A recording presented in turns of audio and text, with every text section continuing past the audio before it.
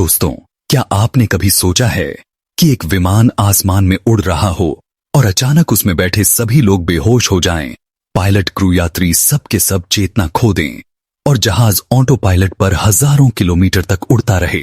आज हम आपको बताने वाले हैं हीलियोज एयरवेज फ्लाइट 522 की दिल दहला देने वाली सच्ची कहानी। ये वो हादसा है जिसने एविएशन इतिहास को हमेशा के लिए बदल दिया।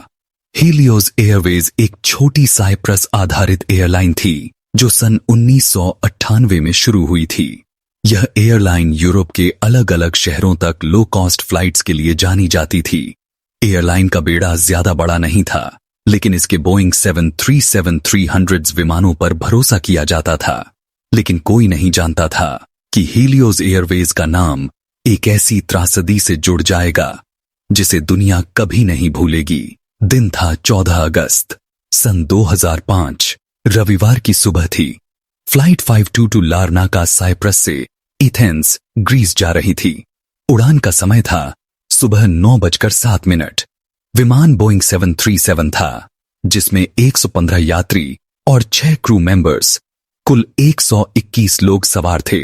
यात्रियों में ज्यादातर ग्रीक नागरिक थे जो छुट्टियां मनाकर लौट रहे थे। कुछ बच्चे भी इस फ्लाइट में सवार थे। फ्लाइट समय पर रवाना हुई। शुरुआती 10 मिनट सब कुछ सामान्य लग रहा था, लेकिन अचानक कॉकपिट अलार्म बजने लगा।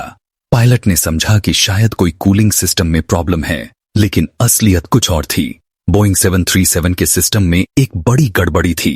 केबिन प्रेशर कंट्रोल ऑटो पर होना चाहिए था, लेकिन यह गलती से मैनुअल मोड पर था। इसका मतलब था कि विमान के ऊंचाई पर पहुंचने के साथ साथ ऑक्सीजन लेवल गिर रहा था।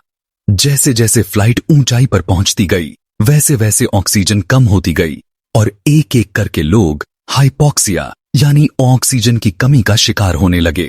हाइपोक्सिया एक ऐसी स्थिति है जब दिमाग और शरीर को पर्याप्त ऑक्सीजन ना मिले। शुरुआत में थकान और चक्कर आते हैं, फिर दिमाग काम करना बंद करने लगता है। इंसान धीरे धीरे बेहोश हो जाता है। यही हुआ फ्लाइट 522 में। सबसे पहले क्रू और पायलट प्रभावित हुए। धीरे धीरे पूरा केबिन बेहोशी की गिरफ्त में चला गया। ब्लैक बॉक्स रिकॉर्डिंग में सुना गया कि पायलट्स लगातार टेक्निकल सपोर्ट से पूछ रहे थे, केबिन कूलिंग फैन लाइट क्यों जल रहा है, टेम्परेचर और प्रेशर में दिक्कत क्यों है। लेकिन असल समस्या वे समझ ही नहीं पाए और कुछ ही मिनटों बाद दोनों पायलट बेहोश हो गए। अब विमान आसमान में था, लेकिन उसे उड़ाने वाला कोई नहीं, सिर्फ ऑटो पायलट काम कर रहा था। विमान सीधे एथेंस की ओर बढ़ रहा था, जबकि अंदर बैठे 121 लोग धीरे धीरे मौत की नींद सो रहे थे। अब विमान ऑटो पायलट पर उड़ रहा था। विमान धीरे धीरे 34,000 फीट की ऊंचाई पर स्थिर हो गया। ऑटो पायलट उसे एथेंस की ओर ले जा रहा था। एयर ट्रैफिक कंट्रोल ने बार बार संपर्क करने की कोशिश की, हीलियोज 522 डू यू कॉपी, लेकिन कोई जवाब नहीं मिला। धीरे धीरे सबको शक होने लगा कि कुछ गड़बड़ है। एथेंस एटीसी ने ग्रीक एयरफोर्स को अलर्ट किया। 2 F-16 फाइटर जेट्स तुरंत उड़ाए गए। वे बोइंग 737 के पास पहुंचे। अंदर झांक कर देखा तो कॉकपिट में पायलट बेहोश थे। यात्री भी हिले डुले नहीं, जैसे पूरा जहाज मौत का कैद खाना बन गया हो। F-16 पायलटों ने जीवन में पहली बार ऐसा मंजर देखा। एक विमान आसमान में उड़ रहा है, लेकिन उसमें कोई जीवित हरकत नहीं की। तभी फाइटर जेट पायलटों ने कुछ हरकत देखी। कॉकपिट में एक इंसान कुर्सी से उठता है। वह था फ्लाइट अटेंडेंट एंड्रियास प्रोद्रोमाओ। वह ऑक्सीजन मास्क पहनकर किसी तरह बचा हुआ था। उसने कॉकपिट में आकर विमान संभालने की कोशिश की, लेकिन उसके पास बोइंग 737 उड़ाने का प्रशिक्षण नहीं था। उसने हाथ हिलाकर मदद का इशारा किया, लेकिन अब बहुत देर हो चुकी थी। लगातार ऑक्सीजन की कमी, फ्यूल खत्म होना और थकावट। विमान अब एथेंस के पास पहाड़ों की ओर झुक रहा था। करीब दोपहर के 12:03 पर हीलियोज एयरवेज फ्लाइट 522 ग्रामेटिको गांव के पास पहाड़ों से टकरा गया। सभी 121 लोग मारे गए। यह साइप्रस और ग्रीस का सबसे बड़ा विमान हादसा बन गया। एयर एक्सीडेंट इन्वेस्टिगेशन बोर्ड ने जांच की। पता चला टेक ऑफ से पहले इंजीनियरिंग चेक में केबिन प्रेशर स्विच मैनुअल पर छोड़ दिया गया था। पायलट ने अलार्म को कूलिंग सिस्टम वार्निंग समझ लिया। प्रॉपर चेकलिस्ट फॉलो नहीं की गई, यानी यह हादसा मानवीय गलती और ट्रेनिंग फेलियर की वजह से हुआ।